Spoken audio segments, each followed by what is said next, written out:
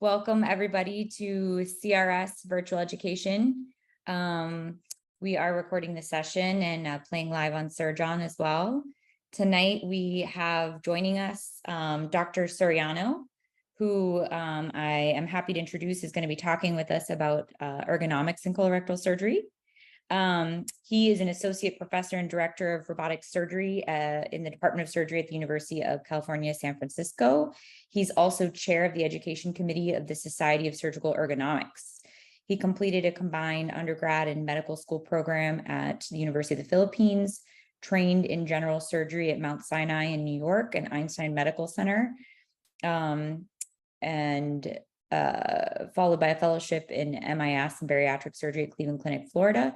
Prior to coming to San Francisco, he was chief of gastrointestinal surgery and surgeon champion of ACS-NSQIP at Pennsylvania Hospital, as well as associate professor of clinical surgery at Perelman School of Medicine, University of Pennsylvania Health System. He's a fellow of the American College of Surgeons and was awarded honorary fellow of both the Philippine College of Surgeons and Philippine Association of Laparoscopic and Endoscopic Surgeons. And so with that, we'll let you take it away, Dr. Soriano. Thanks so much, Gabby. Good evening, everyone. Thank you for joining us tonight. For those on the West Coast, it's mid-afternoon on Sunday, and hopefully we can get you guys out to dinner pretty soon. Just going to share the screen and let me check, make sure everyone sees it, and switch to this view. All right, is everyone seeing this now? Are we good, Gabby? All right. Yep, good to go. Excellent. So I know I probably won't be able to see a show of hands, but as fellows now, having finished anywhere from 5 to 7, maybe 8 years of general surgery residency and about a couple of months into your fellowship, I was wondering, just think to yourself, ask the question, how many times have you felt ache, soreness, or pain at the end of your OR day in your neck, back, shoulders, or wrists?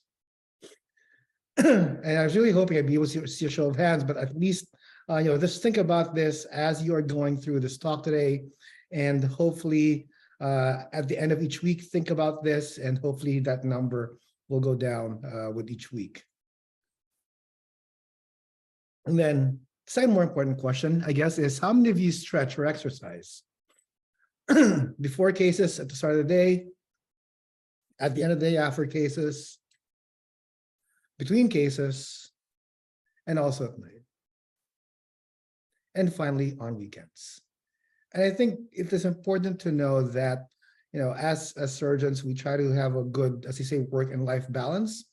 But it is important to, I think, recognize that a lot of what we do in our lives on weekends, after the day, especially in terms of exercise and being active, can affect our performance in the operating room. And that is why I think when I was being asked to give this talk, I thought it was important to talk about, post-op pain. But in this case, the post-op pain I'm talking about is not for the patient, but for surgeons. Because I think a lot of it of us, as we practice, if we do not do it with proper exercise, stretching, and most importantly, doing it in the right neutral positions, can suffer from significant post-op pain, particularly, I think, colorectal surgeons, because of the number of platforms that colorectal surgeons operate in. You've got open, laparoscopic, robotic, TAMIS, as well as performing endoscopy. This is my disclosure slide. None of this is relevant to the material being presented today. Some additional disclosures. I'm a middle-aged surgeon who wears a size 7 glove. And historically, my back, shoulders, elbows, wrists, and knees would hurt or ache after a full day of laparoscopic cases. And I thought that sitting on a chair with my head on the console would help. But at the end of the day, I still get aches and pains in my back, ankles, and wrists after a full day of robotic cases. So today, our goals are increase awareness and the practice of ergonomic principles in the operating room, learn ergonomic positioning for various colorectal procedures, and also understand the importance of intra-op micro breaks and stretches. We're going to break down the talk into four. We'll talk about definition and principles, followed by the significance of ergonomics. And then I guess the meat of the matter, we'll talk about ergonomic setup, as well as the importance of intra-op micro breaks, and then end up with some take-home points, and hopefully we'll have some time for questions afterwards. So let's get started. What is ergonomics? It is the study of human work and how it relates to our environment. And with the goal being that we want to reduce the incidence of work-related musculoskeletal disorders. A lot of you, when you started your work as a resident or a fellow, may have gotten some requirements at your hospital about even how to set up your workstation ergonomically. This is done at a lot of places. But surprisingly, as physicians, we probably did not spend, we spend a majority of our time not in the work with this as our workplace, but in the OR. And we don't get enough education or assistance with how to set up our workspace in an ergonomic setup. But the principles remain the same. You want to keep the monitor at eye level or just below, and about 2 to 3 feet away, or about arm's length. You want to have minimal bend at the wrist when you're doing any type of work. Keep your back straight, your elbows close to your body, with some sort of support for your lower back. And keeping that hip at about 90 degrees or slightly more, but not flexed. And lastly, you don't want the seat of your chair pressing to the back of your knees with your feet flat on the ground. And if you think about it, this position is probably the same position you want to be when you're at the console doing a robotic procedure, or when we're sitting down doing a TAMIS procedure. So this brings to front the principles for ergonomics, which is working in neutral positions to reduce excessive force and keeping things in reach. You want to work at the proper height and reduce excessive motion to minimize fatigue and static load. You want to minimize pressure points, provide adequate clearance to be able to move, and then also find time to exercise and stretch, and make sure your work environment is comfortable. And the reason is that without ergonomics, surgery can be significant pain. In a meta-analysis published by Stuckey in 2018 in the Annals of Medicine and Surgery, looking at 41 articles involving 5,100 surgeons, over 2/3 suffered from pain during operating, with another significant number having fatigue, and about 37% experiencing numbness and stiffness, with the involved joints being the back, the neck, and the arms or shoulders. Mostly it is because the way we practice surgery violates the principles of ergonomics, whether it's a consequence of surgical culture, the instruments that we use, which are not designed for surgeons, but designed for ease of processing. They were initially designed for bigger hands, the use of multiple adjuncts such as headlights, loops, and aprons, the addition of digitation of non-operative tasks, as well as workspace and time restrictions have all contributed to the increase in work-related musculoskeletal disorders. For those who are performing a lot of laparoscopy, and we'll also talk about robotic surgery in a bit, this survey of gynecologic surgeons published in 2016 showed that out of 100 surgeons, 77% reported symptoms of their thumb, shoulders, wrists, fingers, and elbows.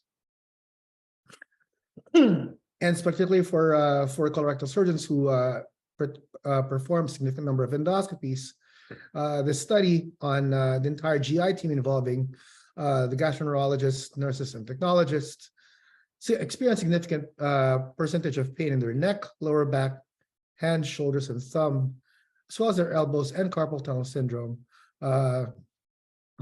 in a significant manner. And so this just goes to show that every single procedure that colorectal surgeons are doing probably contribute to additional ergonomic challenges. And even looking at those who may opt not to perform endoscopy in the future, it just goes to show how much of a burden endoscopy adds to your practice. You can see here the significant difference in hand pain, back pain, leg pain, wrist pain of a gastroenterologist perform endoscopy versus those who don't. So this just highlights that adding endoscopy to your armamentarium as colorectal surgeons also adds additional ergonomic strain to your body with no significant variables other than probably the cumulative years in practice over time. In the OR, operation-related musculoskeletal injuries have resulted in over 50% of injuries in this survey conducted by plastic surgeons. Published in the Plastic Reconstruction Surgery Global Open Journal.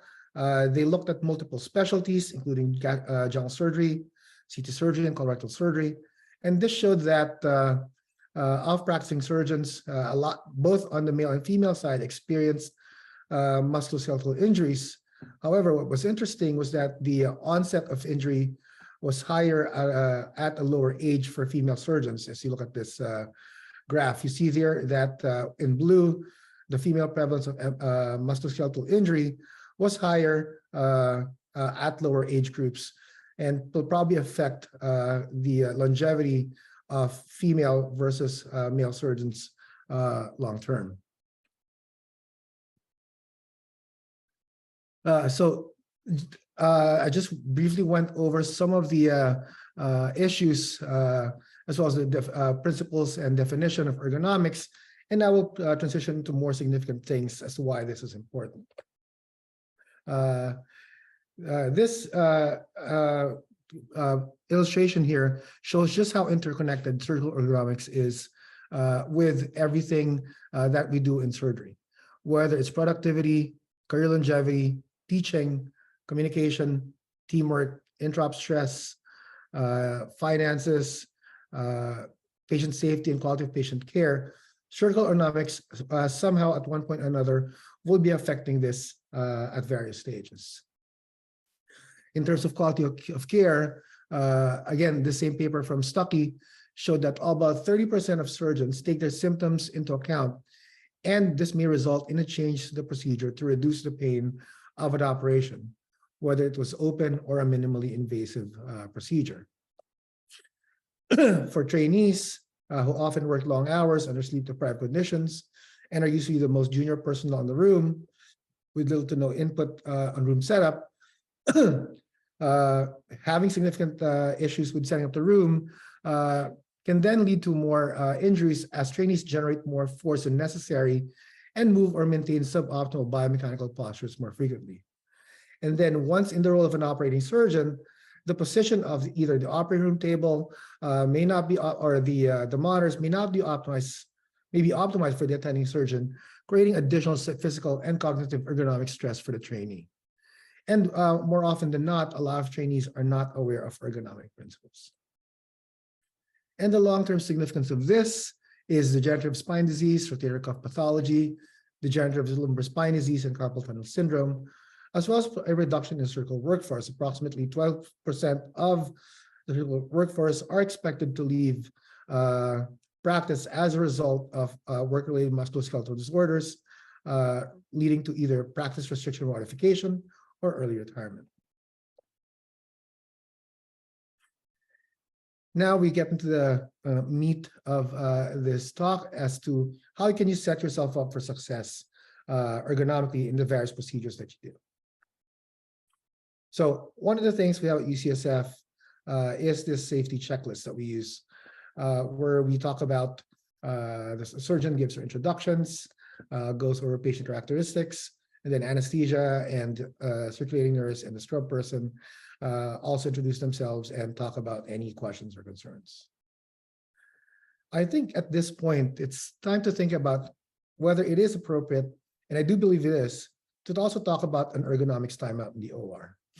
And when we talk about an ergonomics timeout, we talk about things in our head, for example, the lights, the monitors, the loops. And then for our torso, is it the proper table height for the tallest person in the room? how the cords are thrown off the table so that they do not obstruct or cause injury, making sure that we have proper retractors and instruments that are correct for our size hands, and the use of anti-fatigue mats, proper positioning of pedals, and the use of step stools. So let's go over some of these things in greater detail. So for table height, it is very important to plan the height of the table based on the tallest person involved in the procedure, whether it be the scrub tech, the medical student, or the attending. Take into consideration the size of the patient and use locking step stools with anti-fatigue mats when available. Make sure overhead lights are positioned between members of the team to avoid head shadows, to avoid eye strain, as well as craning your neck to be able to visualize things better. And some of these recommendations are from the American College of Surgeons Division of Education and Surgical Ergonomics Committee. When choosing instruments, use ones that lock to minimize grip fatigue, and as much as possible, use self-retaining retractors and powered tools or staplers when available. Think of working in a box when looking at your hands and elbows. Keep your wrists straight with elbows near 90 degrees. Your arm should not cross the midline, and avoid twisting or reaching the end, or trying to avoid reaching the end of range of motion. Use body supports and avoid prolonged sustained postures or static postures, particularly when retracting. As colorectal surgeons, you guys wear a lot of things in your head, whether it be loops, headlamps, or sometimes even a head-mounted camera. And all of these things add additional weight. You probably heard of the term cell phone neck. And if you apply the same principle to operating with each additional 5 to 10 degrees of forward flexion, you can see here that this puts a significant strain on our necks in terms of the amount of weight that our cervical vertebrae are carrying.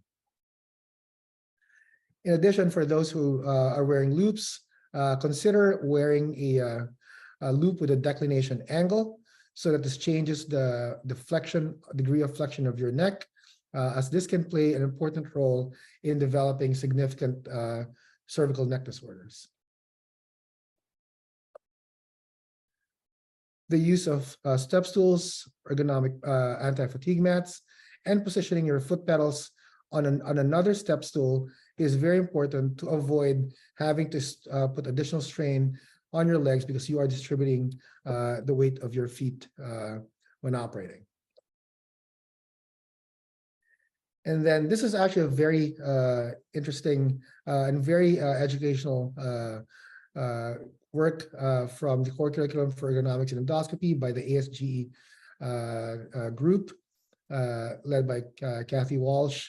They talk about how to position the bed, the monitor, and the endoscopy tower to minimize long-term fatigue, especially for colonoscopies, as this produces a significant strain on your body. Making sure that the endoscopy tower and the monitor are in line so that there's minimal strain on your shoulders. Some studies have shown that women suffer more carpal tunnel and finger and wrist soreness, while male endoscopists suffer more back and neck pain, probably because of how torque is being achieved during colonoscopy.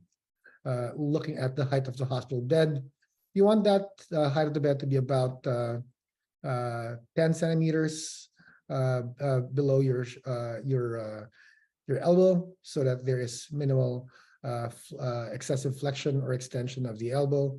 And there now are scope holders so that when you're performing additional procedures, that scope can be held, the scope head can be held in place to avoid the additional strain that it causes by keeping it elevated. In terms of laparoscopic surgery, you want to avoid extreme flexion or extension of your shoulders, elbows, and wrists. You want to really keep your head over your shoulders with your chin tucked about 15 to 20 degrees, with the shoulders over your pelvis, with your feet at hip width, and keeping your monitor about 2.5 to 3 feet away with a 15-degree gaze down. You want to lower that table height so that laparoscopic instruments are held below shoulder height. And these are the materials in your core curriculum that were jointly produced with the SSE. And the same principles apply to TAMIS.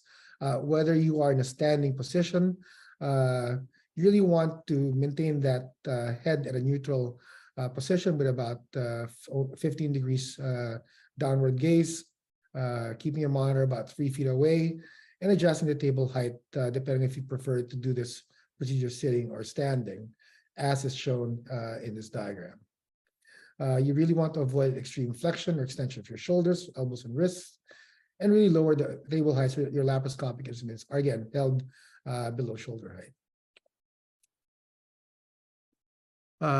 As we know, more and more procedures are now being done robotically. This illustration from the Mayo Clinic, produced by Sue Halbeck, who is now the president of SSE, has been very helpful. This came from a interventional study of from JMIG by Halbeck and Hookenstad, just as to how to properly adjust your console. And the important thing is you have to first have the proper chair. Make sure adjust your hair to match your proper popliteal height, because this is really the start of everything. If you don't have the proper chair, you're going to have challenges at the console. So before you even sit down, raise the console all the way up, rotate the console towards you as far as it can go, lower the armrest all the way down, and retract the foot pedals away from you all the way into the tower.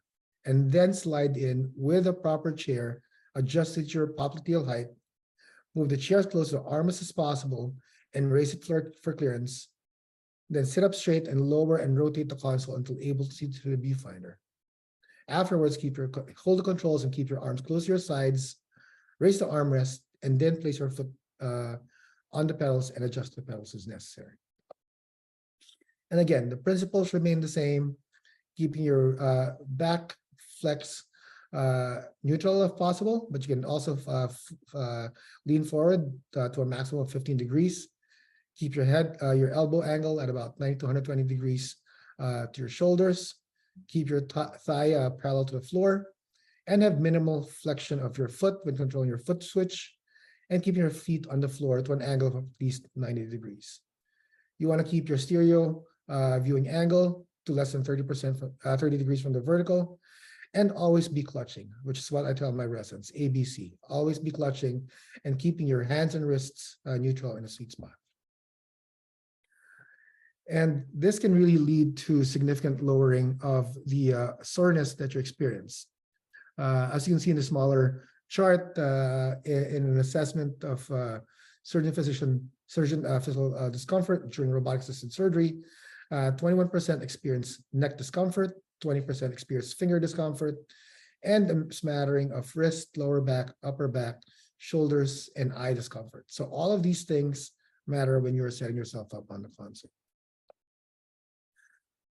Additional strategies, and this is why I was asking earlier at the very beginning, do any of you stretch or exercise before, during, and after surgery? Because warm-up exercises prior to surgery can improve performance and decrease strain. Intra-op micro breaks, which we will finish the talk with, and stretching can improve discomfort, reduce eye fatigue, and improve surgical performance. And regular exercise can decrease the risk of injury, while strengthening exercises can help prevent pain and discomfort. Very important to seek help when symptoms develop, and being aware of your poor posture and actively correcting when recognized, aka postural resets, and also adopting good posture outside the operating room, whether working on a computer, using a tablet on a couch, or walking around while using your cell phone. So last but not least, we'll talk about micro breaks. Micro breaks are very targeted short physical breaks that are done every 30 to 120 minutes in the middle of surgery. Surgeons are reminded to do this every now and then with a timer so that the stretches can be performed in the sterile field at the OR table. and targeting the back and the neck for those that are shorter. This two charts show two types of stretches, one being performed standing and the other one being performed seated. Those charts are available to be downloaded from the Society of Surgical Ergonomics website. So take-home points to consider. Think about ergonomics of the entire team, the surgeon, the assistants, the students, and the scrub tech or the scrub nurse. Have situational awareness for all the peripherals involved during a case, including your overhead lights, your headgear, and your footgear, and proactively engage in pre, intra, and post-case stretching and micro breaks. Thank you so much for your time. I just want to do a quick plug. Please scan this QR code. We are doing a study right now to understand the interplay between surgeon hand size and handling of surgical instruments. So please take a photo of your hand with a room key or credit card at the bottom of your wrist and upload it to this website. And these are some of the links to help with getting copies of some of the materials that were included in the stock. Thank you so much to Colorectal Surgery Virtual Education Seminar Series, and looking forward to take any of your questions. Awesome. Thank you, Dr. Soriano, for that talk.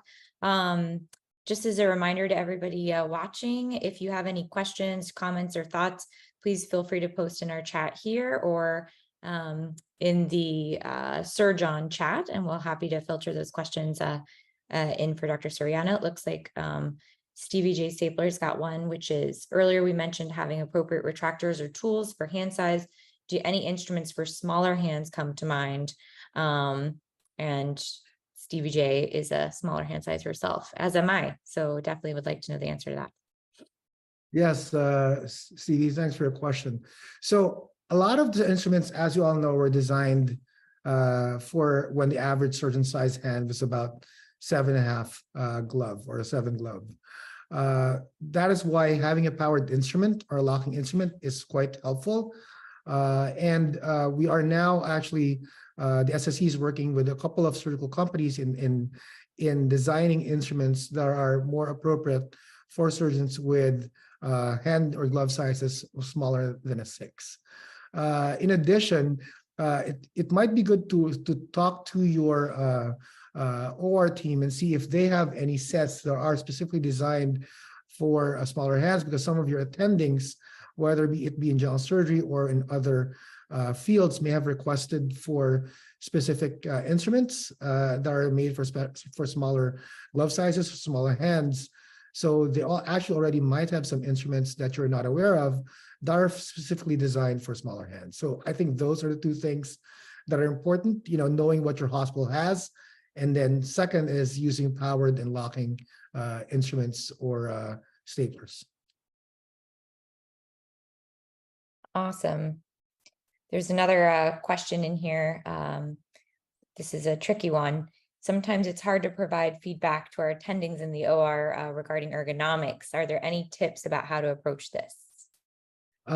So one of the things that I think is important to discuss with the attending is maybe ask them, how long they've been operating, and have they always set things up the same way, and have they experienced any kind of back pain, muscle aches, joint pains, and so on and so forth. So bring up the topic of ergonomics, I think is one way to discuss with the attending how setting up the room in a way that benefits everyone is one way to go about it. At UCSF, I gave grand rounds to the Department of Surgery, and some of the other attendings, for example, in plastic surgery and ENT have done something similar. See if you can identify a champion at your hospital or program, not necessarily in your department, who may have given talks on ergonomics, and it might be inviting them to give grand rounds, or anyone from SSE, for example, to come and give grand rounds at your hospital or program might also be very beneficial to raise importance and awareness of this. The ACS has actually released a couple of bulletins on ergonomics, and so that might also increase their awareness of the importance of how to properly set up a room so that the ergonomic benefits are experienced by everyone and there's no discomfort because of how the room is set up. Great. Got another one here. Thank you so much for this talk. This topic is crucial to our longevity, which I think we all can agree with. Do you know of any companies in specific that may be open to allowing trainees to try out newer or lighter or more ergonomic headlights, for example, as hospitals may not be willing to invest in purchasing these for trainees? So we are, the SSC has a committee that actually works with industry, and we've been helping them with designing, at least for those who are open to redesigning some of their instruments to make this more user-friendly or more user-centric than just thinking about designing an instrument without taking into account the number of users who might be affected by their design. I do not have specific companies to name at the moment, but we are working with a couple of companies within our society, and I think more and more surgical device companies who attend, whether it's ACS, SAGES, ASCARS, and other large society meetings, are seeing the benefits of redesigning their equipment geared towards a more ergonomic design, especially for smaller gloves. And I think that is why that second to last slide or last slide showing the QR code is going to be helpful in gathering data to prove and show these companies that, you know, the most common glove size now is not an 8 glove or a 7.5 glove, but we're probably closer now to 6.5 or 7 because of the increased number of females or women in surgery, the increased number of non-Caucasians in surgery. So we are seeing a increased number of smaller glove-sized people in our practice. And we're not just talking about surgery here. We're talking about GYN. We're talking about ENT. We're talking about the procedurists. So all of the practitioners in all these various fields are seeing more diverse population of practitioners. So it's very important to take into account all of these glove sizes in developing all these new devices. Awesome. I'm happy to put the QR code again. Yeah. Perfect. A couple other questions I've got here. Do you have any tips, tricks, or pointers for ergonomic things we can do to be more ergonomic during endoscopy? Yeah, so I showed the slide earlier, and I'll go back to that. So here, again, it's very important that it starts with the bed that you're using, right? So if your hospital, if the stretcher you're using cannot go all the way down to such a point where your elbow is at a neutral position, you need to use a step stool with an anti-fatigue mat. This is probably the single biggest investment that your endoscopy suite should have, so that when you're standing there doing colonoscopies, doing interventional endoscopy procedures, multiple biopsies, and then the second one would be using a scope holder, so that you don't have to keep that scope in your hand, holding that scope in a prolonged position, resulting in fatigue and discomfort of your left elbow. And then the second would be also decreasing your eye strain. Don't make sure that monitor is not too far away from you, and keep that in the proper height. Most of the older endoscopy suites were designed, in a piecemeal fashion. So things might not be set up this way.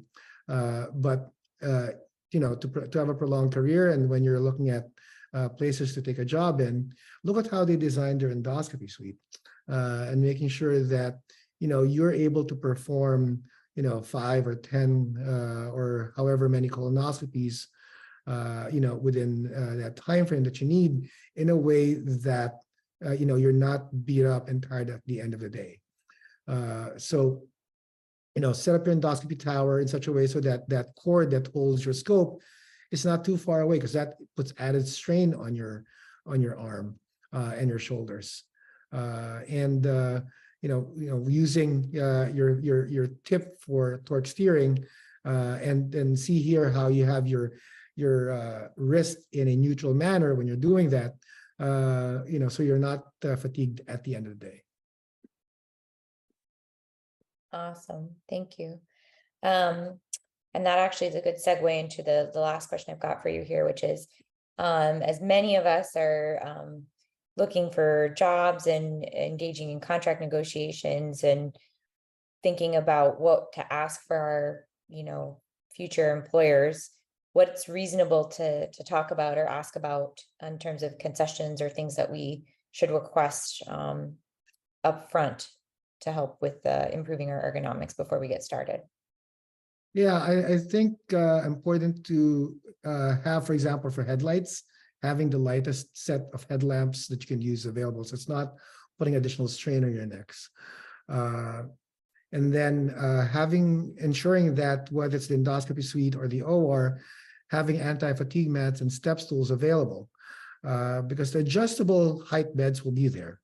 But if you don't have the anti-fatigue mats and step stools, that might place an additional strain, especially on the shorter surgeons when you're setting up to do an open or laparoscopic case. The towers, for the most part, make sure that they are working properly. I have to admit that some of the places I've been to working, the monitors do not come down as high as, do not come down to my eye level.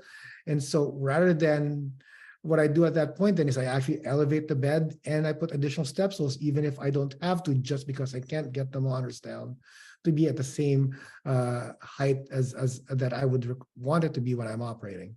And this would probably be at older institutions. So, this all adds to career longevity, as Vanessa stated in her question. And so it is important that when you're looking at new jobs, to see how ergonomics is taken into account in the OR, in the endoscopy suite, and make sure that some of the adjuncts that we mentioned here are already in place, or that they will stock them and have them available, whether it's powered staplers, powered instruments, locking instruments. Some of the laparoscopic instruments might not be available there that are rotating. So you want to make sure that the laparoscopic instruments are also rotating, because they will add strain to your operative to your body as well when operating. Awesome. Thank you very much, Dr. Soriano, for taking the time to talk with us. This has been incredibly helpful, practical information for everybody. Please tune in, everybody, next week. It's Sunday, 7 p.m. And visit our website at crsvirtualed.org if you're interested in looking up our upcoming talks. Thank you again, Dr. Soriano, and everybody, for tuning in, and have a good night. Thank you so much. Have a good night, everyone.